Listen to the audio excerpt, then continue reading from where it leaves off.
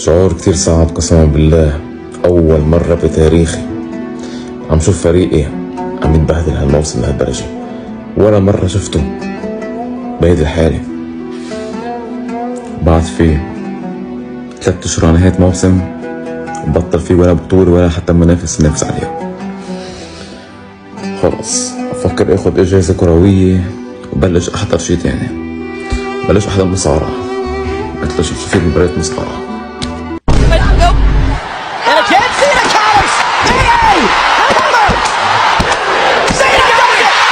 And the new WWE champion كريستيانو. لك فضحتنا، لك فضحتنا، لك شو عم تعمل؟ لك شو عم تعمل؟ فكر حالك بدل ايه؟ شو عم تعمل؟ لك شو الحركة اللي عم تعملها؟ عم تلعب برغالة قدام جمهور الهلال.